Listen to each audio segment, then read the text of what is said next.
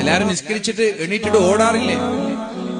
ചെറുപ്പക്കാരികളെ, നിങ്ങള് വീട്ടിൽ വെച്ച് നിസ്കരിച്ച് സലാം പറഞ്ഞിട്ട് സലാം വീട്ടിയിട്ട് മുസല്ല മടക്കിയിട്ട് മൊബൈൽ ഫോണിലേക്ക് ഓടാറില്ലേ?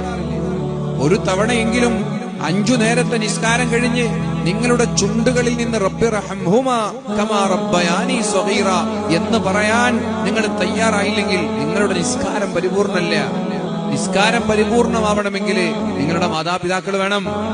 ഉമ്മയില്ലാതെ, ഉപ്പാക്ക് പ്രാർത്ഥിക്കാതെ, ഉമ്മയ്ക്ക് പ്രാർത്ഥിക്കാതെ ഒരു മനുഷ്യന്റെ നിസ്കാരവും പരിപൂർണ്ണാവില്ല.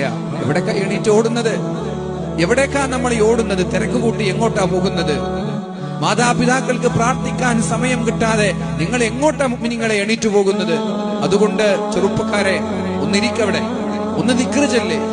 ചെറുപ്പക്കാരികളെ, നിങ്ങളുടെ മുസല്ലയിൽ ഒരു 5 മിനിറ്റ് ഇരിക്കും, എന്നിട്ട് ദിക്ർ ചൊല്ല്. ദിക്ർ ചൊല്ലിയിട്ട് വേറൊരു പ്രാർത്ഥനയും നിങ്ങൾക്ക് താല്പര്യമില്ലെങ്കിൽ ഇതെങ്കിലും പറ, റബ്ബി റഹംഹുമാ കമാ റബ്ബയാനി സഗീറ. പടച്ചോനെ, എന്റെ ഉമ്മ, എന്റെ ഉപ്പ, അവരോട് നീ കാരുണ്യം ചെയ്യ് എന്നെങ്കിലും ഒന്ന് മനസ്സറിഞ്ഞ് 5 നേരത്തെ നിസ്കാരശേഷം പ്രാർത്ഥിക്ക്. അല്ലെങ്കിൽ ഈ നിസ്കാരക്ക് അല്ലാഹു വലിച്ചെറിയും. ആർക്കാ നിങ്ങളുടെ നിസ്കാരം? മാതാപിതാക്കൾക്ക് പ്രാർത്ഥിക്കാത്ത നിസ്കാരം എന്തിനാണ്?